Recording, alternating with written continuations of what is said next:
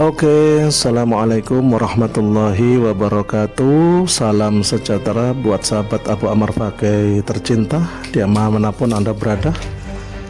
Salam bertemu kembali dengan kami Abu Ammar Fakih channel ya. Doa Abu Ammar Fakih, semoga sahabat Abu Ammar Fakih dimanapun Anda berada senantiasa sehat walafiat.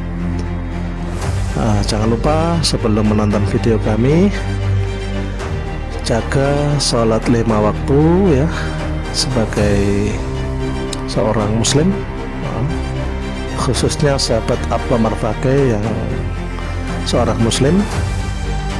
Pesan Abu Ammar Fakih sebelum menonton video kami, pastikan kita telah menjaga apa yang menjadi perintah Tuhan ya, apa yang menjadi perintah Tuhan kepada kita, terutama di dalam satu hari kita diperintahkan untuk melaksanakan ibadah sholat. Melaksanakan ibadah sholat ya 5 kali sehari, dengan titik-titik waktu dari mulai pagi, yaitu subuh, zuhur, asar, maghrib, dan isya. Itu sebagai suatu kewajiban yang mutlak. Harus hati-hati kita di dalam menjaga kewajiban ini, jangan disepelekan. Dan juga jangan lupa sahabat Abu Ammar Fakih untuk senantiasa ngaji. Untuk kita muslim yang orientasi kehidupannya yakni orientasi kehidupan akhirat yang abadi. Jadi memang badan kita saat ini masih berada di dunia, tapi hati dan pikiran kita sudah berada di akhirat. Namun kita tidak akan bisa mencapai ke sana, ke akhirat, kalau kita tidak tinggalkan dunia ini dulu, alias mati, alias meninggal gitu. Jadi selama kita masih hidup, bolehlah badan kita berpetualang outbound sejenak di dunia ini, tapi bersama dengan melaksanakan apapun yang ada di dunia ini, hati dan pikiran kita langsung kita taruh di tempat yang tak terhingga, itu yaitu akhirat. Badan kita masih di dunia, tetapi hati dan pikiran kita sudah di akhirat. Itu namanya orientasi. Bagi seorang muslim yang taat, orientasi utamanya adalah akhirat yang kekal abadi. Jadi jangan lupa jaga perintah sholat 5 waktu, dan jangan lupa pula untuk membiasakan ngaji, membaca ayat-ayat suci Al-Quran gitu. Oke sahabat Abu Ammar Fakih tercinta dimanapun Anda berada, sebagaimana moto Abu Ammar Fakih, berpikir logis, berkeyakinan kuat. Berpikir logis, berkeyakinan kuat. Saat ini kita sedang dalam perjalanan menuju ke Surabaya. Ini masih dari arah desa kami. Kebetulan kita ambil waktu malam ya. Kita mau menjelajah, mengeksplor bagaimana sih suasana malam hari dari desa kami tercinta, Desa Sekar Gadung, Dukun Gresik. Kita telusuri sepanjang jalan tanpa putus ya. Jadi sengaja gambar di kamera kami ini kita pasang secara on time dari mulai berangkat sampai tiba di tujuan tanpa putus ya. Kita nyalakan terus. Jadi hampir memakan waktu hampir 2 jam. Dan ini kita kasih kecepatan sedikit sehingga berkurang 30 menit. Ini hampir 1,5 jam durasinya. Oke sahabat Abu Ammar Fakih, sambil melihat suasana ya, situasi, pemandangan, jalan sepanjang ini dari mulai desa kami tercinta, Desa Sekar Gadung, Dukun Gresik, terus melewati berbagai desa-desa kami itu ke arah timur. Ini barusan ada kita berpapasan dengan keranda jenazah warga Mbak Sari ini. Ada yang meninggal dunia di sini. Kita berdoa mudah-mudahan amal ibadahnya senantiasa diterima oleh Allah, dan dosa-dosanya mudah-mudahan senantiasa diampuni itu. Jadi kita barusan berpapasan dengan peristiwa kematian saudara muslim kita. Oke sahabat Abah Marfaqih tercinta, kita disuguhi tadi berpapasan dengan peristiwa kematian saudara muslim kita yang dipanggil oleh Allah, ya, itu sebagai semacam guru, ya. Jadi ada sebuah pelajaran hakikat gitu loh. Ada sebuah pelajaran hakikat yang sedang disuguhkan di mata kita, di depan mata kita, gitu, bahwa seseorang dilahirkan, kemudian berkembang menjadi bocah, bocil, remaja, pemuda, melaksanakan kegiatan dengan usia dewasanya, menua, lansia, ya, dan akhirnya meninggal. Itu yang normal, dan itu seperti itu hakikat kehidupan itu. Jadi dilahirkan, menjalani kehidupan, dan meninggal. Akal yang kritis tentu tidak terima. Apakah sesederhana itu kehidupan? Tentu akal yang kritis, akalnya orang dewasa, nalarnya yang sudah bergerak-gerak, ya, nalarnya yang sudah bergerak-gerak hebat, tentu saja tidak terima dengan kehidupan yang apakah sesederhana itu. Apakah kehidupan itu hanya lahir, ya, berkembang menjadi anak-anak, menjadi remaja, pemuda, menikah, rumah tangga, hingga kemudian menua, lansia, dan akhirnya meninggal. Apakah hanya sesederhana itu kehidupan ini? Itu akal yang sudah tegak nalarnya, sudah tegak kemampuan berpikirnya, tentu akan bertanya gitu, apakah kehidupan sekedar sesederhana itu, ada yang lebih dari itu gitu. Tentu ini sesuatu yang sangat berat, ya, untuk dilanjutkan, untuk dipikirkan, apakah sesederhana itu gitu. Nah, orang yang berpikir tentu akan terus mengadakan kegiatan berpikirnya tanpa henti. Ya, dia akan terus berpikir, dalam artian mengkaji, mendalami, terutama tentang suguhan-suguhan yang tidak sengaja. Seperti tadi kita berpapasan dengan peristiwa kematian, itu kita sedang disuguhi peristiwa yang tidak biasa, alias hakikat, ya, bahwa yang diantar oleh saudara muslimnya ke liang kubur, ya, ke kuburan itu adalah kemarin orang yang bersama-sama hidup dengan mereka, berinteraksi, bersosialisasi. Bahkan kalau satu desa itu menyaksikan lahirnya berusia anak-anak, remaja, pemuda, dan sampai meninggal seperti tadi itu. Jadi peristiwanya bukan peristiwa biasa, tapi suguhan peristiwa yang mengandung hakikat gitu. Dan tentu akal yang kritis, nalar yang kritis tidak akan terima jika sesuatu yang mengandung nilai dalam itu hanya disederhanakan menjadi sesuatu yang sangat dangkal. Ya wis, wong urip wis ngene iki bakal mati. Berhenti titik di situ, ya, akal yang kritis, nalar yang hidup, ya, tidak akan terima jika hanya disimpulkan sesederhana itu. Tidak, pasti ada sesuatu yang lebih dari itu. Tentu ini tema lain, ya.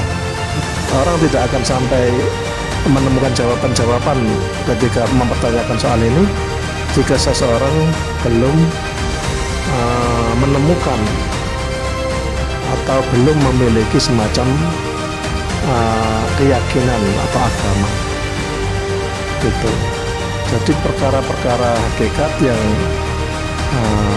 yang tentu saja yang dalam ya, itu kalau hanya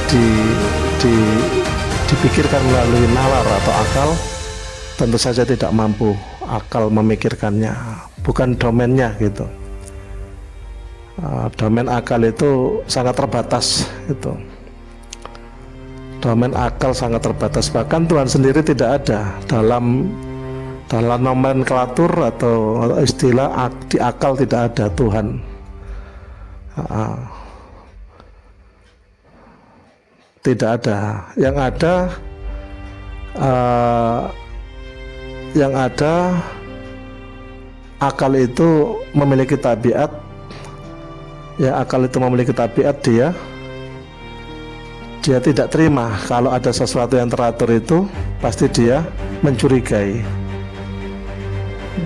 Dimulai dari skala kecil ya. Kalau ada sesuatu di hadapan mata kita, di mana ada batu bata, umpama batu bata itu berjumlah banyak, anggap saja 1000 biji, 1000 buah. Batu bata ini tertumpuk ya, dengan penataan yang sangat rapi dalam sebuah tempat, dia tertata rapi, tertib sekali. Nah, akal melihat fenomena batu bata tertata rapi itu pasti dia nggak akan terima jika ada jawaban bahwa batu bata ini mereka itu tertata dengan sendirinya tanpa ada yang menata. Itu akal langsung menolak, nggak akan terima. Persis Abu Amr Faqih pernah punya pengalaman sedikit terkait dengan fenomena akal ya. Jadi sempat Abu Amr Faqih memiliki teman ya, teman Abu Amr Faqih ini agak saja teman baru gitu ya. Ketika sama-sama jumpa di sebuah kedai, di sebuah warung kopi, jam agak malam, nggak ada orang gitu. Ceritanya podo melek aneh gitu di warkop gitu. Dari mulai jam 1 malam itu dialog nggak terasa sampai menjelang subuh. Begadang, jangan begadang itu lagunya itu. Kalau tidak ada perlunya. Nah, ini perlunya ngobrol. Waktu itu sedang asik menjadikan satu hal yang unik gitu. Jadi ceritanya teman saya itu menanya-nanya gitu ya, atau persisnya apa ya, mungkin setengah kelakar gitu loh, setengah kelakar nanya-nanya soal yang tidak-tidak gitu. Waktu itu yang dia tanyakan, dia coba mengungkit satu tema yang saya anggap unik gitu, yaitu tentang Tuhan gitu. Pertama, dia tidak menanyakan soal Tuhan, dia hanya menanyakan soal agama waktu itu. Dia tanya agama saya apa? Saya jawab agama saya Islam. Itu. Kemudian dia tanya lagi, bisakah Anda membawa saya pada keyakinan Islam? Gitu. Anggap saja saya ini orang yang belum punya agama. Bagaimana cara Anda membawa saya percaya bahwa agama Islam itu agama yang benar? Itu saya dikelakari begitu, saya sebut saja kelakar gitu, guyonan. Wong sudah kenal satu sak konco, tapi statusnya baru, teman baru gitu. Dia punya kelakar seperti itu. Cari-cari bahan obrolan lah, malam hari berdua di kedai kopi gitu, warkop gitu. Saya ditanya seperti itu, saya jawab saja, ya bismillah insya Allah gitu, saya akan bawa sampean ke agama Islam saya gitu. Cuma saya bingung ini dimulai dari apa ya, tema apa ya, dimulai dari apa gitu. Saya mau membawa sampean ke Islam itu dimulai dari apa gitu. Kemudian dia jawab, ya saya masih ragu gitu tentang Tuhan ya, apakah memang Tuhan itu ada gitu. Jadi dia membawa saya kepada tema Tuhan itu. Nah, lama-lama asik juga mengikuti pembicaraan teman saya itu. Akhirnya karena berada di sebuah kedai kopi ya, warkop ya, kemudian saya ajak komitmen gitu. Oke, Kalau memang yang sampean tanyakan untuk memulai menuju ke Islam, yang hendak sampean ingin jelaskan pada diri sampean sendiri tentang Tuhan, ya, tentang Tuhan, maka mari berkomitmen sama saya. Alat yang kita pakai untuk sampai ke sana, sampai pengakuan bahwa Tuhan itu ada, alatnya adalah akal dengan segala hukum-hukumnya. Jadi saya minta sampean komitmen dengan akal, hal yang logis tolong diiyakan. Kalau ada hal-hal yang bersifat pertanyaan dan itu membutuhkan jawaban yang sifatnya logis, tolong dijawab dengan logis gitu. Jika sampean bersedia komitmen dengan akal dan tabiat di dalamnya yaitu logika, maka saya lanjut. Tapi kalau sampean nggak mau, sampean nanti di tengah jalan sampean monting, sampean keluar dari jalur logika, hal yang ternyata logis, ternyata sampean tidak bersedia menjawabnya secara logis, ya mohon maaf, berarti kita berada di jalur kehidupan yang berbeda, di alam lain, alam yang berbeda gitu. Akhirnya dia menjawab oke, dia siap komitmen. Nah, setelah saya rasakan dia siap komitmen dengan logikanya, dengan akal pikirannya, rasio yang terukur ya, maka saya lega. Terus saya akan dalam hati saya saya akan kendarai akalnya untuk sampai membawa dia mengakui tentang keberadaan satu kekuatan, satu zat atau apalah istilahnya itu. Hati saya berbisik begitu, akan saya kendarai akal teman di depan saya ini. Saya jadikan kendaraan untuk memahamkan dirinya sendiri, membawa kepada keyakinan, membawa kepada suatu hal yang yakin, dan membuang keraguan-keraguan yang ada dalam hatinya itu. Dengan akalnya, bukan dengan apa-apa, dengan akalnya dia sendiri gitu. Nah, awal-awal saya ajak dia memperhatikan, karena berada di kedai warung kopi ya, saya ajak dia memperhatikan botol minuman yang berbentuk kayak Sprite, Coca-Cola gitu-gitu, itu soda gitu-gitu. Itu jadi saya suruh teman saya itu perhatikan, ini di depan kita, ini di depan sampean ini ada botol-botol yang berjajar rapi, yang itu mungkin 50 biji atau 60 biji. Coba lihat, perhatikan barisan botol-botol ini ya. Ini kan sangat tertib sekali, sangat rapi sekali ya, luar biasa tertata gitu. Sudah memperhatikan botolnya rapi, tertib, teratur. Kemudian saya tanya, botol-botol yang teratur ini, yang sangat rapi ini, yang sangat tertib ini, di kedai warung kopi ini di depan sampean ini, saya tanya, botol-botol ini menata dirinya sendiri, tertata dengan sendirinya, teratur dengan sendirinya, ataukah ada yang mengatur? Nah,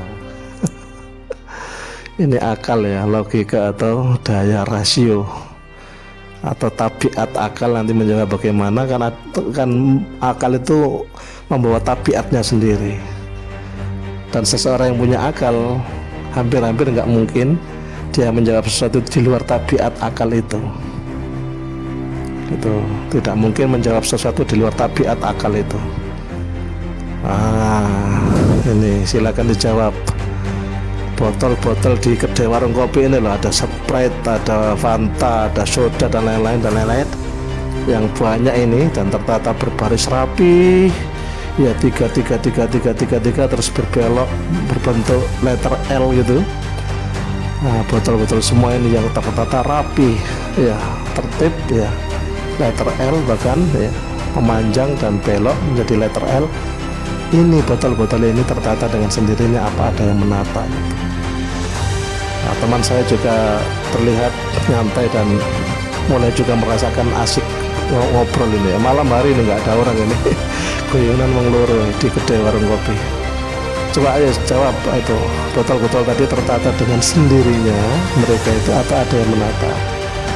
Nah, ayo jawaban tertata dengan sendirinya wis mandek wae. Ayo turu wae. Gak usah dilanjut ya, gak usah dilanjut. Nah, jadi jawaban wis ya botol ya tertata dengan sendirinya sapa sing nata? Jawaban ngono. Mandek ya saya turu wae. Iki beda alam. Beda dimensi, beda jalan gitu. Ternyata dia sesuai dengan komitmennya, dia jawab dengan tegas bahwa ya botol-botol sebanyak ini yang tertata dengan rapi ini di meja warung kopi ini, botol-botol ini pasti ada yang menatanya gitu. Mustahil dan mustahil, nggak mungkin botol sakmene akeh sing tertib dan rapi ini tertata dengan sendirinya, mustahil gitu. Nah ini tabiat akal. Oke, akhirnya thanks fix ya, deal ya, sudah botol-botol yang rapi ini tertata dengan sendiri, tertata ada yang menata gitu. Tak ajak salaman. Yes. Kemudian saya bawa ke skala yang lebih tinggi, yang jelas paling tidak satu pertanyaan ini menghasilkan satu jawaban plus satu kesimpulan bahwa apapun apapun yang tertata rapi, yang teratur ya, apapun itu dalam skala berapapun ya, jika dia tertata rapi, teratur, jawabannya pasti ada yang menata, pasti ada yang mengatur. Mari kesimpulan ini kita pegang erat-erat. Nah, sekarang mari kita angkat lebih tinggi skalanya. Tadi kan hanya botol yang di depan kita. Sekarang coba kita berimajinasi. Ya, kita berimajinasi lebih tinggi. Coba bayangkan di muka bumi ini ada berapa manusia? 5 miliar, 2 miliar, bisa anggap saja bermiliar-miliar, lebih dari 1 miliar, bermiliar-miliar. Coba perhatikan manusia yang menempati bumi ini, yang bermiliar-miliar itu. Bukan hanya 1 juta, 2 juta, bukan hanya 100 juta, 200 juta, miliar. Bermiliar-miliar itu yang menghuni bumi ini. Coba perhatikan, mata mereka itu semuanya sama, ada 2 atau sepasang atau ada yang 3, ada yang 4 matanya ya, dua semua gitu jawabnya. Walaupun ada pengecualian yang buta matanya cuma 1, tapi notabene melihat manusia ini matanya 2 semua, tangannya berjumlah 2, lengan kanan lengan kiri, kakinya juga 2, kaki kanan kaki kiri ya, jarinya juga 10 jari tangan, 10 jari kaki, telinganya 2, mulutnya 1, hidungnya 1. Bukankah itu suatu hal yang teratur? Ini dari sisi manusia. Bukankah itu satu hal yang teratur? Coba tadi di skala kecil kita tegaskan pasti ada yang mengatur, yang teratur pasti ada yang mengatur. Sekarang skalanya saya naikkan. Kemudian ayo dijawab dulu. Bukankah itu sesuatu yang teratur? Satu globe bumi loh, ya, dan bermiliar-miliar loh, dan gitu semua. Gitu. Oke, dia menjawab pasti ada yang mengatur. Naikkan skalanya. Sekarang skala alam semesta. Betapa tertibnya pagi hari dengan kemunculan matahari di setiap pagi hari. Betapa tertibnya malam hari dengan diakhiri oleh tenggelamnya matahari di sore hari. Setiap hari seperti itu. Bulan juga nampak, bahkan bulan bisa dibuat untuk semacam tanda atau kalender atau penanggalan. Bulan dijadikan penanggalan, matahari juga bisa dijadikan penanggalan. karena tertib, tidak bergeser seinci pun dari garis edarnya, dari porosnya, siang dan malam, kemudian kemarau, musim penghujan, kemudian arah barat, arah timur, arah utara, arah selatan, panas dingin, gitu-gitu. Itu bukankah semua itu penampakan keteraturan, penampakan maha keteraturan? Ayo coba kita terakat dari prinsip yang teratur ada yang mengatur, sebagaimana tabiat akal bunyinya di dalam tabiat akal itu seperti itu, di mana ada teratur dan rapi, di situ pasti ada sang pengatur. Kalau skala kecil mudah kita pahami dan kita bisa memastikan seperti botol tadi, skala kecil, tapi skala besar itu menjadi mengarah ke praduga dan persangkaan yang kuat, karena lebih berbentuk imajinatif ya. Tapi yang fakta di depan seperti botol di depan tadi itu lebih bersifat langsung ya, lebih bersifat bisa dilihat langsung, bisa diperhatikan langsung. Skala kecil memang begitu, tapi skala yang lebih besar jelas wilayahnya imajinatif, dan itu berpegang dari prinsip pokoknya saja. Sesuatu yang teratur pasti ada yang mengatur, sehingga nilai yang kita berikan atau semacam pemikiran yang kita putuskan adalah persangkaan yang kuat atau praduga yang kuat. Praduga yang kuat itulah yang nanti kelak pada akhirnya kita definisikan sebagai sebuah keyakinan. Praduga yang kuat, yakin itu mempradugai secara kuat, bahkan secara bulat 100%. Tapi masih bagaimanapun masih berbentuk praduga, cuma praduga yang kuat sekali, kuatnya itu sampai bulat 100%. Nah, teman saya tadi saya pakai ya, saya tuntut komitmennya terhadap logika. Maka dari skala kecil di atas berbagai botol di atas meja tadi dia sudah menjawabnya dengan tegas. Maka saya naikkan skala ke arah yang lebih imajinatif ya, tentang manusia semuka bumi ini, bagaimana mereka sangat teratur tentang siang dan malam ya, hari berganti hari, bulan berganti bulan, tahun berganti bahkan miliar tahun-tahun. Itu keadaannya tertib sekali, tidak berubah seinci pun. Itu kemudian mari tetap berpegang pada prinsip pokok awal tadi, segala yang teratur ini pasti ada yang mengatur. Nah, udah saya berhentikan di situ. Siap mengakui bahwa segala yang teratur di alam raya ini terutama ada yang mengatur. Siap mengakui itu, meyakini itu, siap baca salaman. Oke, kita sudah bergerak ini. Sudah sampai di keyakinan bahwa segala yang teratur di alam ini pasti ada yang mengatur. Ini satu poin.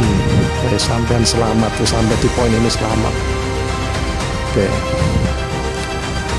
Sekarang saya tanya masnya, teman baru saya tadi, siapa yang kita pradugai kuat bahwa di alam raya ini yang teratur ini pasti ada yang mengatur? Yang mengatur itu siapa? Nah, kemudian dia kelakar lagi, yang mana saya tahu gitu.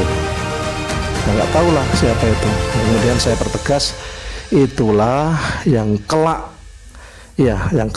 akan difahami dengan nomenklatur atau peristilahan. Itulah yang kelak disebut sebagai Tuhan. Nah, tapi prosesnya panjang, bisa sampai menemukan nomenklatur itu. Prosesnya panjang gitu. Ini baru pinjam dulu bahwa sang pengatur itu siapa? Jawabannya sang pengatur itulah yang kelak dikenal oleh manusia dengan peristilahan, yaitu Tuhan gitu. Oke, terjawab apa yang sampean tadi, coba tantang untuk dibahas bersama-sama ini tadi sudah terjawab. Sudah tahu bagaimana akal itu menemukan sang pengatur dan kelak pada akhirnya menemukan juga yang disebut dengan Tuhan itu. Akhirnya sudah. Oke.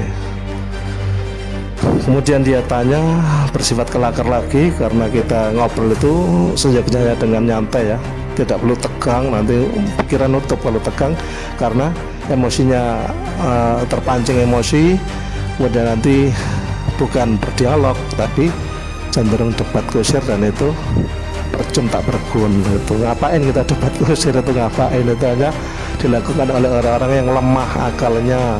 Kalau tidak disebut bodoh, lemah akalnya debat, kok debat kusir gitu. Jadi debat itu ya mencari argumentasi yang lebih kuat, berarti mencurigai jangan-jangan sudut pandang orang lain itu bisa jadi lebih tepat daripada sudut pandang kita.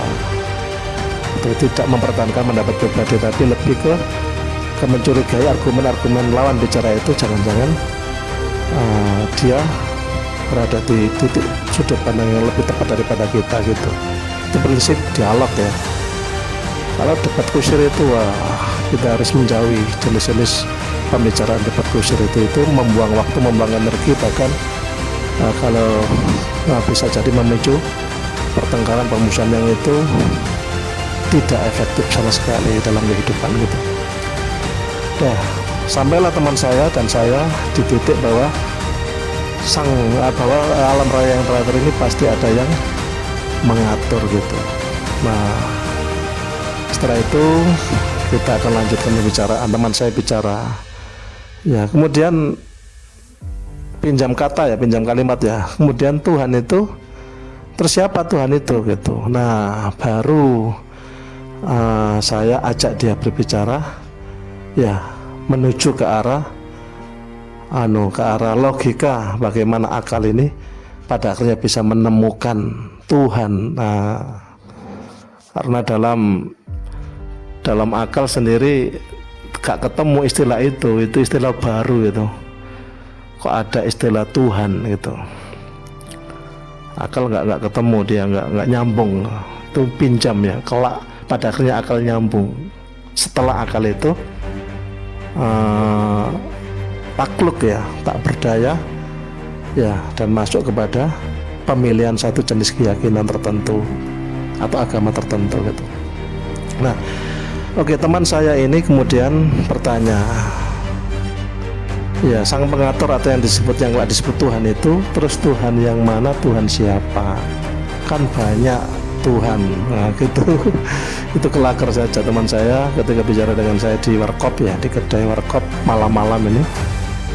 Mungkin karena supaya nggak ngantuk gitu, dia itu selengean, setengah selengean ya. Tapi bagaimanapun poin itu, pertanyaan itu harus bisa saya temukan jawabannya. Nah, ketika teman saya bicara tentang siapa Tuhan itu, maka akal berhenti. Akal tidak akan mampu ya menemukannya sampai bagaimanapun, karena itu bukan domain akal, bukan ranahnya akal. Itu sudah di luar akal. Kalau dipaksa-paksakan untuk diteliti dan dicari, ya pasti terjadi kekacau balauan, absurd dan lain-lain, karena itu memang dipaksakan. Kalau sesuatu air itu sudah dituang di dalam cangkir dan sudah penuh, ya jangan ditambahkan lagi, kacau balau, tumpang. Kalau dipaksa ya gelasnya, cangkirnya bisa meledak dan pecah karena sudah penuh. Sebagaimana akal mentok di sini itu sudah mentok, dipaksa berpikir lebih menuju ke arah Tuhan itu siapa, nggak ketemu, nggak bisa ketemu. Bukan domainnya gitu, bukan domainnya akal menemukan Tuhan itu siapa. Itu sang pengatur yang kelak diistilahkan dengan Tuhan itu Tuhan yang mana, siapa itu. Kan banyak tawaran Tuhan, ada disebut ini, disebut itu, banyak sekali, dan kita harus memilih yang mana gitu. Nah, lagi-lagi akal sudah nggak memiliki daya. Kalaupun dipaksakan di sana, absurd, menjadi kacau. Contohnya kalau ada 100 pencarian, penganalisan, penelitian tentang Tuhan melalui akal, maka akan ketemu 100 penemuan, yang bisa jadi 100 ini berbeda semua penemuannya tentang Tuhan. Nah itu kan absurd. Tuhan ditemukan dengan berbagai jenis dan berbagai perbedaan satu sama lain, kan absurd. Dipaksakan ya kacau balau. Bukan domainnya ibarat gelas atau botol yang dipaksakan isi di luar kapasitasnya, ya tumpah atau paling kalau dipaksakan betul ya meledak gitu. Itu absurd, kekacau balauan. Akal tidak boleh dibawa ke ranah seperti itu. Ini mentok koridornya, jadi diajak lebih dari itu nggak domainnya, bukan ranahnya. Sehingga akal harus berhenti di sini. Berhenti cukup pada pengakuan bahwa alam semesta ini teratur, ada yang mengatur, dan kelak yang mengatur itu disebut Tuhan. Tuhan siapa? Stop, tidak boleh dilanjut, tidak boleh dilanjut kegiatan Tuhan itu siapa. Terus bagaimana akal ini kepengen tahu Tuhan itu siapa? Karena akal, bukan domain akal, maka logikanya, nah ini kita pakai rasio hitung-hitungannya, logikanya Tuhan sendirilah yang harus memberitahu gitu. Tuhan sendirilah yang pada akhirnya harus memberitahu, karena akal diciptakan karena akal kita seperti tadi punya batasan, dia sudah mentok di batas akhir dirinya, nggak boleh keluar dari itu. Kalau keluar dari itu absurd dan gak karu-karuan, kacau balau. Maka terus kepiye akal ini pada akhirnya bisa paham bahwa Tuhan itu siapa? Oke, logikanya kalau akal tidak boleh bergerak kemana-mana, harus berhenti di situ. Logikanya Tuhan sendirilah yang harus memberitahu dia itu siapa, dia itu bagaimana itu. Oke, ini akal ya, akal berhenti dan dia tetap kepingin ngitung, merasionalkan. Akal kepingin tahu tentang seluk-beluk Tuhan itu siapa, tapi akal nggak boleh bergerak karena memang bukan domainnya, karena dia dinyatakan tidak akan mampu. Karena akal itu lemah, Tuhan itu sesuatu yang sangat tinggi, lemah dan tinggi, dan perkasa ini nggak bisa, sangat jauh gitu loh. Jadi akal memahami Tuhan dengan dirinya sendiri itu nggak bisa, memang nggak ditabiatkan ke sana. Terus bagaimana? Ya itu tadi, kalau akal tidak boleh kemana-mana, dia tidak boleh mengadakan penganalisian terkait dengan Tuhan, karena itu suatu bidang yang tak terjangkau oleh akal, jangan dipaksakan. Maka logikanya Tuhan sendirilah yang harus memberitahukan, memperkenalkan dirinya, siapa dirinya, bagaimana seluk-beluknya. Terus bagaimana ada konsep terus prakteknya atau aplikasinya gimana? Aplikasinya kita harus masuk ke area-area yang istilah Tuhan itu dikenal di area tersebut. Nah, istilah Tuhan itu dikenal di wilayah keyakinan atau wilayah beragama itu. Tapi kan banyak jenis-jenis agama dan keyakinan, tentu banyak.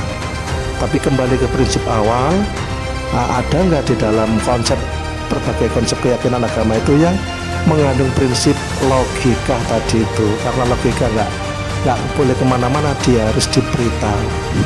Ada nggak sebuah keyakinan yang di situ menjelaskan konsep itu, bahwa Tuhan itu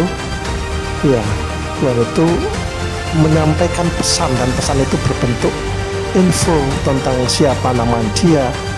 Nah itu akhirnya berbagai tawaran agama itu, kemudian kalau info dari Tuhan sendiri, info dari Tuhan adalah firman Tuhan, ya. Dan pada akhirnya firman Tuhan itu di dalam sebuah keyakinan atau agama, ya lebih dikenal dengan sebutan kitab suci. Nah, Kitab suci maksudnya adalah kitab yang di dalamnya itu hanya berisi ya info-info, pesan-pesan dari Tuhan, yaitu firman-firman Tuhan. Itu nggak boleh ada yang lain, karena yang lain itu bukan firman Tuhan. Harus hanya firman Tuhan yang benar-benar gitu. Nah, akhirnya ketika bicara keyakinan atau ketika bicara agama, maka yang menjadi pondasi utama suatu keyakinan atau agama adalah kitab sucinya. Sehingga kalau kita mau belajar agama tertentu, maka yang layak kita pelajari pertama-tamanya adalah kitab sucinya. Ya, yang pertama-tama kita pelajari kitab sucinya, bagaimana originalitas kitab suci ini. Dia itu benar-benar terjamin originalitasnya dari mulai dulu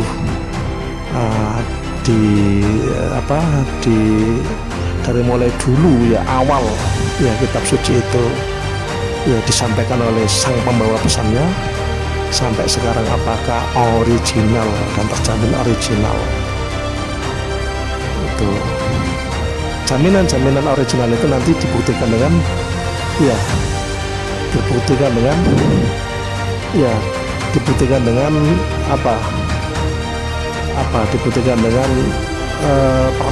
kepermanenan gitu.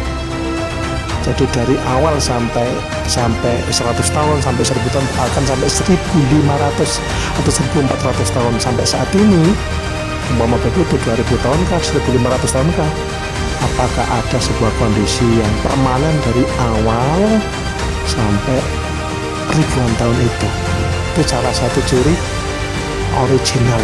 Kalau ada perubahan-perubahan, nah ini masa dari awal sesuatu kitab itu ada, terus sampai sekarang ribuan tahun itu kok terjadi revisi loh, kitab suci kok revisi, itu menurut akal ya itu juga masa sih begitu, kitab suci kok direvisi ya, itu bagaimana? Kitab suci itu logikanya dari awal dia dikeluarkan dari lidah seseorang yang menyebut diri dulu sebagai utusan, umpama begitu, atau dari lidah penyampaian lidah awal itu sampai 1000 tahunkah, 2000 tahunkah sampai sekarang itu ya, logikanya ya, tuntutan logikanya harus podo pancet permanen, gak berubah, gak ada revisi-revisi. Itu berarti berat untuk menemukan sebuah keyakinan dengan prinsip itu tadi. Di sana ada prinsip Tuhan itu memberitahu dalam bentuk firman-firman, dan firman-firman ini menjadi sebuah kitab suci pegangan dalam sebuah agama tersebut, dan kitab suci itu original, terjamin permanen dari mulai keluar dari lidah penyampaian sang yang mengaku diri sebagai utusan dulu itu sampai sekarang itu permanen, nggak berubah. Itu ada nggak? Nah, itu sang akal tadi harus kerja keras gitu, harus kerja keras, tawaran berbagai macam keyakinan atau agama yang bukan hanya 1, 2, bukan hanya 10, 20, bahkan ratusan tawaran keyakinan, tawaran agama-agama. Silakan dikelompokkan yang dianut oleh masyarakat semuka bumi ini, yang paling besar apa, yang di bawahnya lagi apa. Maka layaklah seseorang dalam hal ini mencurigai baik Islamkah, baik Kristenkah, baik Hindu, Buddhakah dan lain-lain. Nah, itu layak untuk dicurigai sebagai sebuah fakta, dia itu agama yang di dalamnya ada kitab suci. Silakan dipelajari dengan akal, dengan logika, dengan rasio. Apakah konsep-konsep atau prinsip-prinsip utamanya tadi, apakah di sana ada prinsip bahwa Tuhan itu sendiri yang memberi informasi, info-infonya kepada manusia atau kepada sang akal yang ada di diri manusia itu. Terus kalau iya, bentuknya bagaimana, prosesnya, mekanismenya. Tuhan itu berada di ketinggian yang tak terhingga, sedangkan manusia berada di kerendahan atau alam bawah yang benar-benar bawah, itu Tuhan itu bisa sambung ke manusia ini melalui mekanisme apa gitu. Kalau dia memberikan infonya itu diproseduri bagaimana gitu. Apakah langsung ada suara menggelegar di langit dan kan tidak gitu-gitu juga gitu. Yang jelas konsep di dalam agama wajib dipelajari. Nah, menurut Abu Amr Faqih, layaklah seseorang itu pada akhirnya mencurigai tentang fenomena sebuah agama yang sangat banyak pemeluknya di muka bumi ini, yaitu agama Islam. Konsepnya di dalam sana ada apa saja. Kita teliti dulu agama Islam itu kitab sucinya apa. Ya, kitab sucinya Al-Quran. Bagaimana originalitas, kepermanenan Al-Quran ini, apakah ada revisi-revisi? Itu perlu kita ketahui. Kalau jawabannya ternyata tidak ada revisi, Al-Quran ini dari awal dulu diturunkan melalui yang mengaku diri sebagai utusan itu sampai sekarang, kalau memang ditemukan bahwa tidak direvisi dan memang original, benar-benar original, asli, tidak pernah berubah dan tidak bisa dirubah, maka itu satu poin. Kemudian konsep bagaimana turunnya itu perlu dipelajari kronologi sejarahnya dulu bagaimana gitu ya. Sejarahnya harus mempelajari sang penyampai yang mengaku diri sebagai utusan itu. Nah, dalam Islam yang mengaku diri sebagai sang utusan itu adalah Muhammad, putranya Abdullah yang lahir di Mekah itu. Bagaimana Muhammad itu kemudian mengaku diri sebagai seorang utusan, seorang nabi gitu ya. Tentu pada saat tersebut dia menyatakan diri sebagai nabi, tentu sebagian orang tidak langsung mempercayai, tapi sebagian ada yang langsung mempercayai gitu. Terutama yang langsung mempercayai Muhammad yang mendeklarasikan diri sebagai seorang nabi, terutama yang mempercayai itu siapa?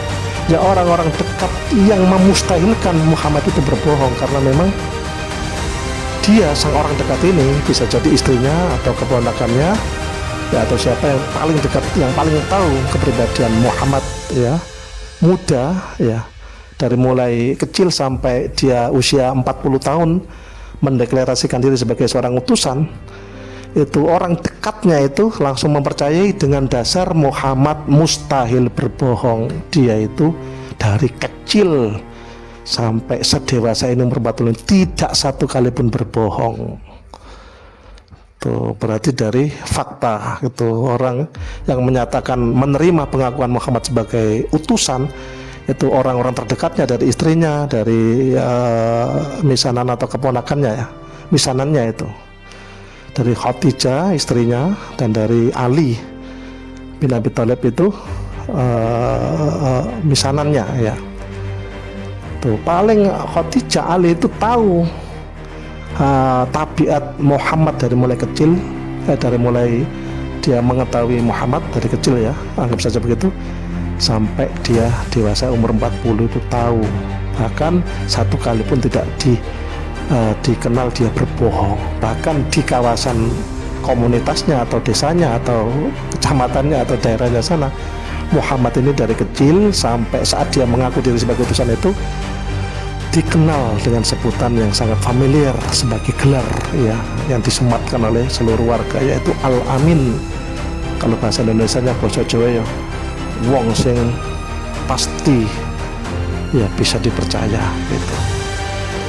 Nah, sebagian yang kenal Muhammad tidak mungkin berbohong, langsung menyatakan diri menerima pengakuan tersebut, karena mustahil Muhammad berbohong. Gitu waktu dulu itu. Dan juga kan tidak sembarangan seorang mengaku sebagai nabi. Bagi orang yang tidak tahu Muhammad itu siapa, dengan seluk-beluknya bagaimana, kemudian langsung menerima pengakuan bahwa Muhammad itu utusan ya, dan Nabi itu pasti bertanya-tanya apa buktinya gitu. Orang awam, orang yang nggak tahu apa buktinya gitu. Dia itu punya bukti apa?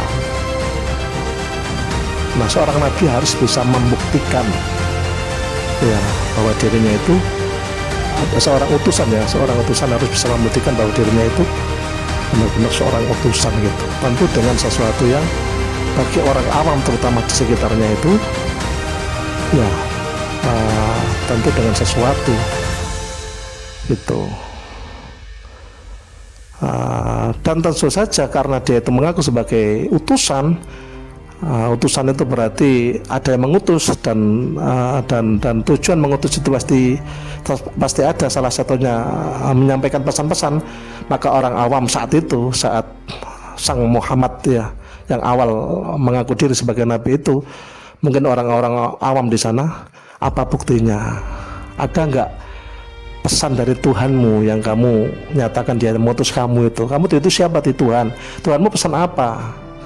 Nah, saat itulah Muhammad yang mengaku diri sebagai nabi itu menyampaikan pesan-pesannya berupa ayat-ayat. Ketika didengar oleh sebagian orang, apalagi orang-orang yang ahli di bidang sastra, itu banyak yang bertecak kagum. Dari situ banyak kemudian yang benar-benar takluk akalnya. Ya, ini bukan perkataan Muhammad, ini sesuatu yang luar biasa. Kagum, akalnya tunduk, akalnya nggak berkutik, kemudian menyatakan diri menerima. Kalau begitu saya percaya memang engkau seorang utusan. Saya percaya, saya bersyahadat ya bahwa engkau adalah nabi, dan engkau mengajak kita mempercayai bahwa Tuhan itu adalah Allah. Maka saya ikut ajakanmu bahwa tiada Tuhan selain Allah. Itu infonya, saya akan ikuti sebagaimana saya mengakui kamu sebagai memang kamu itu utusan. Itu sebagian ya, sebagian langsung takluk akalnya gitu. Karena seorang yang mengaku sebagai nabi di zaman apapun ya, dari zaman dulu sampai umpama sekarang ada begitu, maka itu tadi apa buktinya gitu. Nah, dalam agama Islam sudah tertutup di dalam stempel ajaran bahwa setelah Nabi Muhammad diutus itu tidak ada nabi lagi. Itu stempel yang menutup celah tentang adanya pengakuan nabi. Sesakti apapun, sehebat apapun, itu sudah disestempel tidak boleh dipercayai.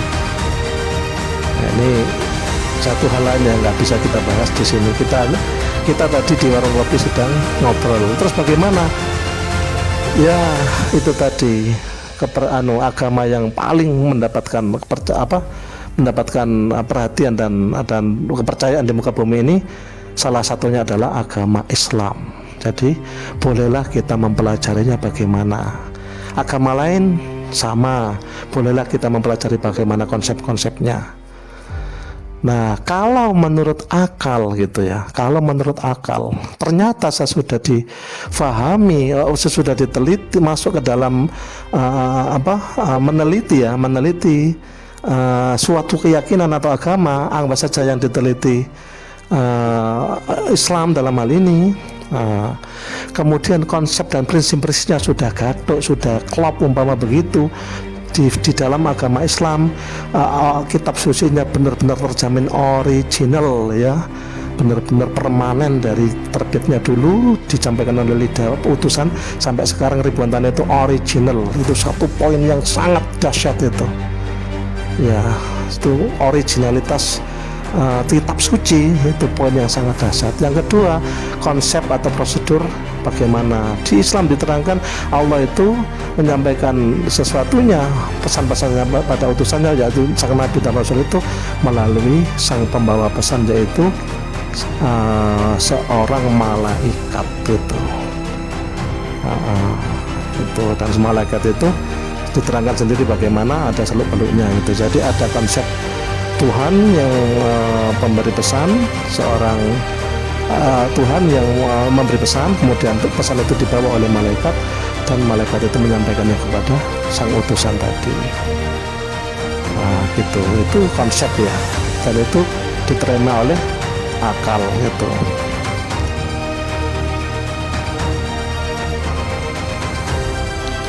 Nah, itu konsepnya. Jadi di Islam ya, di Islam itu ada konsep semacam mekanisme atau kronologi seperti itu. Jadi Tuhan itu memberikan informasi-informasinya kepada sang utusan ini melalui malaikat gitu, melalui malaikat sebagai sang pembawa pesan gitu ya. Itu begitu konsep prinsip pesan ini sampai kepada sang utusan. Nah, ketika sudah disampaikan kepada sang utusan melalui berbagai cara ya, itu bisa dipelajari dalam keterangan di dalam agama Islam, bagaimana cara-cara pesan-pesan tadi disampaikan kepada sang utusan ini. Baru sang utusan ini menyampaikan kepada orang di sekitarnya yang kemudian dikenal dengan sebutan umat gitu ya, umatnya gitu. Jadi umatnya gitu. Nah, umat yang sejak awal menanya-nanyakan apa buktinya ini saya membawa pesannya begini. Sebagian langsung takluk, kagum dan benar-benar menyatakan ini jelas, ini bukan karangan Muhammad ini luar biasa, ini mengandung itu ya, begitu. Yang kemudian menyatakan akalnya takluk dan tidak bisa perkutik, tidak bisa berpendapat lagi, lantas langsung menyatakan memang engkau adalah seorang utusan Tuhan gitu. Nah, itu saat itu ya, walaupun sebagian yang lain banyak kemudian yang kafir, bahasanya kan kafir ya, banyak yang tidak mempercayai, masih belum mau mempercayai disebabkan oleh banyak hal tentunya ya. Tapi sebagiannya itu percaya ketika menggunakan akalnya gitu, sebagiannya percaya gitu. Nah, bagaimana ketika sampai ke kita ya, ini belum memilih agama Islam ya, masih mencurigai ya, satu agama besar di muka bumi ini dicurigai, dipelajari lebih dalam tentang originalitas kitab sucinya, tentang konsep-konsep bagaimana turunnya pesan itu dari Tuhan sampai kepada sang utusan tadi. Terus bagaimana masih mempelajari begitu, ini belum memilih suatu agama, masih mempelajari gitu ya, tentang dihitung melalui akal gitu, jadi akal melihat, memantau dengan logikanya, dengan rasio-rasionya gitu, dengan hitungannya maksudnya ya. Nah, kemudian sampai ke kita ya, pesan-pesan Tuhan sampai ke kita. Nah, sampai ke kita ini kalau dulu orang dulu yang hidup bersama dengan sang utusan ini, diutus hidup, itu kan langsung tahu, langsung lihat prejengannya kebiasa sing aku sebagai nabi atau utusan Tuhan itu, langsung melihat aura-auranya, perbawanya, melihat berbagai hal yang bahkan non-nalar. Jadi tubuhnya itu selalu memancarkan bau harum, dan satu masjid itu bisa satu ruangan besar ya, yang kemudian disebut sebagai masjid ya, itu mencium bau harumnya. Itu satu yang pernah hidup bersama sang utusan ini hidup, itu dianggap sesuatu yang non-nalar. Sebagaimana tubuh memancarkan bau harum yang itu bisa dicium dari jarak radius sekitar 50 meter lebih itu. Kemudian cahaya wajah gitu ya, wajah yang selalu tersungging senyum. Bahkan sebagian pengakuan penduduk waktu itu benar-benar ada yang tidak sanggup bertatapan atau memandang wajah yang teduh, yang berwibawa itu. Banyak hal yang bersifat non-nalar yang saat itu bagi penduduk atau warga manusia yang bersama-sama hidup bersama dengan sang utusan ini hidup, Nah, itu terhadap hal-hal yang tambahan-tambahan non-nalar itu lebih meyakinkan mereka, lebih membuat akal mereka takluk. Nah, pertanyaannya sampai di sini, sampai di tahun 2024 ini gitu ya, di era modern ini, lantas bagaimana ceritanya seseorang atau kita ya itu berkenan mengakui dia ya Muhammad putranya Abdullah itu sebagai nabi yang dilahirkan 1400 tahun yang lalu. Itu ceritanya bagaimana?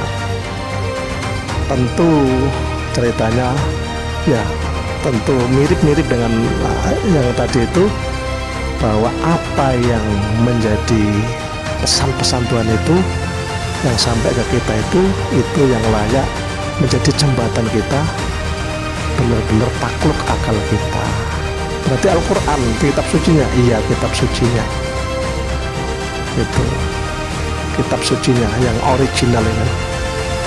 Nah, kemudian berbagai kisah ya, cerita dari periwayatan atau ya dari hadis ya, dari hadis atau sunnah-sunnah itu yang sahih-sahih itu. Tapi terutama Al-Quran, kitab suci ini loh. Tuh. Ada nggak sesuatu yang membuat akal kita takluk? Kita harus mempelajari pelan-pelan, Ada nggak yang diucapkan 1400 tahun yang lalu oleh kitab suci yang sekarang itu bahkan terkonfirmasi oleh sains, oleh kecanggihan teknologi? Ada nggak? Ternyata ada dan banyak gitu. Ternyata ada dan banyak berapa? Bahkan diterangkan dalam sebuah keterangan di dalam kitab suci Al-Quran itu ada 1000 ayat yang berbicara tentang sains, 1000 ayat yang berbicara tentang sains ya, dan sudah 80% ya sudah ditemukan konfirmasinya di era modern ini, terkonfirmasi klop sama dengan apa yang ada disebutkan di ayat 1400 tahun yang lalu. Tinggal mempelajari satu demi satu ya, ratusan penemuan baik dari sisi sains maupun dari sisi kecanggihan teknologi, dari sisi apa lagi gitu, itu bahkan ditemukan hampir ya ratusan, 800-an ya poin penemuan terkait dengan kesesuaian antara apa yang disebutkan di dalam Al-Quran terkait dengan berbagai hal dan sama klop. Silakan dipelajari satu demi satu, banyak itu. Loh, kok bisa disebutkan 1400 tahun yang lalu oleh sang utusan itu, yang mengaku diri sebagai sang utusan itu atau nabi itu, kok bisa sama terkonfirmasi di era modern ini di tahun 2024 ini? Kok bisa sama? Nah, itu. Dan kok banyak, dan benar-benar itu akal sudah tidak bisa berkutik, akal sudah tidak bisa berkutik itu. Jadi dalam hal ini penelitian ini maksudnya menganalisa, mempelajari. Teman saya tadi saya bawa ke sana, saya ajak berbincang-bincang terus sampai dia tanya bagaimana Muhammad itu kok dulu diakui sebagai nabi, itu dasarnya apa orang-orang mengakuinya gitu. Terus saya cerita soal baunya wangi gitu, kalau dia terang itu dia itu paling terdepan, kesatria yang gagah pemberani, yang membuat yang lain juga gagah pemberani gitu. Pokoknya uswah, kok bahasanya uswah itu suri tauladan lah dalam segala hal. Itu yang jelas orang dulu itu yaitu sampai percaya bahwa dia nabi itu baik dari Al-Quran yang dari ayat-ayat suci yang dia sampaikan, dan dari banyak hal yang bersifat non-nalar gitu. Kalau yang sudah yakin Muhammad itu nabi, maka semakin yakin semakin bulat dengan tambahan-tambahan semacam yang ajaib-ajaib ya, yang ajaib-ajaib. Dan banyak ya bisa dipelajari sendiri di dalam agama Islam apa saja hal yang bersifat ajaib yang terjadi oleh seseorang yang mengaku diri sebagai nabi ini. yang pada akhirnya oleh manusia di muka bumi ini ya benar-benar diikuti dan dipercayai, yaitu membawa Islam ya sang Nabi Muhammad SAW, sebagaimana juga yang diyakini oleh Abu Amr Faqih ini. Nah, teman saya itu saya bawa ke sana, apapun pertanyaan dia saya coba menjelaskan secara logis gitu, bahwa orang terdekat Muhammad yaitu Khadijah atau Ali ya itu memustahilkan Muhammad berbohong, karena memang Muhammad tidak pernah berbohong. Sehingga kalau Muhammad menyatakan suatu hal itu benar bagi Khadijah, bagi Ali. Saking tahu karakter utama Muhammad itu orang yang tidak pernah berbohong satu kali pun. Sehingga ketika Muhammad menyatakan diri, wahai Khadijah, wahai Ali, aku ini adalah utusan Tuhan, telah datang sesuatu yang sebagaimana mendatangi Musa, sebagaimana mendatangi Isa, telah mendatangiku.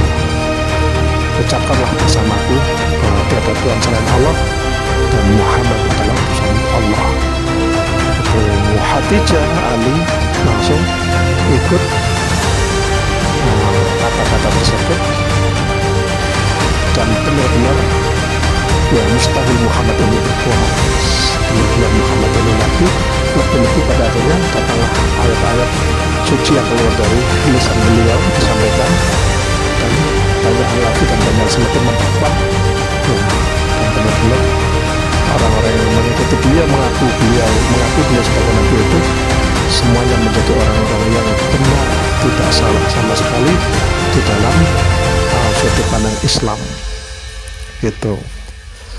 Ini beragama ya, jadi silakan dengan akal teman saya tadi, silakan ditimbang-timbang, silakan pelajari Islam ini secara dalam.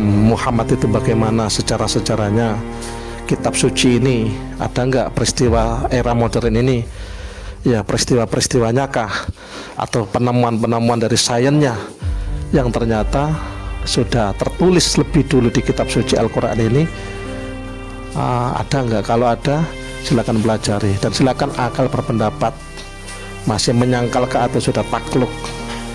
Kalau Abu Amr Faqih secara pribadi sudah takluk ya, sudah takluk dan mengakui secara 100% secara penuh dalam dada bahwa memang Muhammad itu bersamaan dengan Al-Quran yang sampai ke kita ini, bahwa dia benar-benar seorang Nabi utusan Tuhan, dan Al-Quran ini sesuatu yang benar, pembawanya pasti seseorang yang benar, dan itu harus kita ikat di dalam dada kita sekuat-kuatnya, kita tancapkan di dalam dada kita sekuat-kuatnya, sehingga menyatu dengan nyawa kita gitu. Itu Abu Amr Faqih ya.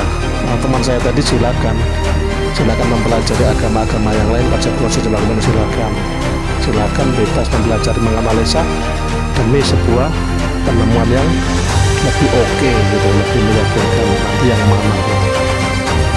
Akal bebas mempelajari, menganalisa, bebas silakan, namun tetap akal harus memutuskan dan memilih ya,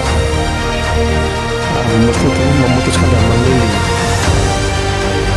karena kebenaran itu ya, terutama dalam hal ini lah, dalam hal keyakinan ya, itu harus memilih salah satu, tidak bisa semua diyakini, malah menurut logika itu menjadi absurd dan tidak logis. Mempercayai semua keyakinan itu menurut logika itu absurd dan tidak logis, tidak masuk akal, karena konsepnya beda-beda ya, konsepnya ada yang untuk praktek perkembangan dan lain-lain. Terus keyakinan agama mana yang harus dipercayai oleh seseorang ya, itu tadi kembali kepada hak pribadi masing-masing dengan kemampuan akalnya ya, untuk memilih. Sebelum memilih kan menganalisa melalui proses yang saya sebutkan tadi itu, prinsip logika bagaimana gitu. Prinsip-prinsip tetap harus pakai akal yang sehat agar tidak ikut-ikutan, tidak, kalau dalam istilah Islam itu tidak taklid buta gitu. Kita harus menemukan argumen yang benar-benar kuat bahwa kita itu memilih Islam, atau memilih Kristen atau memilih Hindu Buddha dan lain-lain, kita sendiri ya harus menemukan argumentasinya yang kuat ya. Dan bagi Abu Ammar Fakih sendiri, khususnya Abu Ammar Fakih sudah memilih agama Islam awal-awal, beragama secara nasab, secara doktrin, secara keturunan, dan saya pelajari terus-menerus. Akhirnya saya ingin status Islam saya itu status dengan kesadaran akal penuh, yaitu melalui pemikiran seperti ini tadi, bahwa Al-Quran itu dengan segala ayat-ayatnya itu firman Tuhan, dan di era modern ini banyak yang sudah klop terbukti, klop terkonfirmasi oleh sains ya, benar apa yang diucapkan 1400 tahun yang lalu terbukti sekarang, klop terkonfirmasi itu, sehingga Al-Quran adalah firman Allah. Al-Quran ini benar, pembawanya dulu ya tentu otomatis seorang yang benar, yang mengaku diri sebagai nabi, maka dia adalah nabi yang benar, benar-benar seorang utusan. Saya akui, maka syahadat saya adalah saya menyatakan apa yang dinyatakan oleh sang utusan tadi, bahwa tiada Tuhan selain Allah, itu saya ikut menyatakannya. Itu kan informasi dari sang nabi, la ilaha illallah. Kita diajak ya bersyahadat, itu bersyahadat dua, syahadat tiada Tuhan selain Allah itu ya informasi resmi dari sang yang dikenal nabi ini. Kemudian syahadat pengakuan bahwa sang nabi itu adalah nabi, itu syahadat yang kedua, syahadatain, melakukan sebuah persaksian ya. Persaksian pertama, persaksian benar-benar apa yang diucapkan nabi, bahwa tiada Tuhan selain Allah, kita ikut untuk bukti kepercayaan kita pada beliau sang nabi. Dan syahadat yang pokok, yang utama, bahwa sang nabi itu adalah nabi ya, maka itu yang paling pokok. Asyhadu an la ilaha illallah, asyhadu an la pokok, dan menjadikan lebih pokoknya lagi wa asyhadu anna Muhammad Rasulullah itu.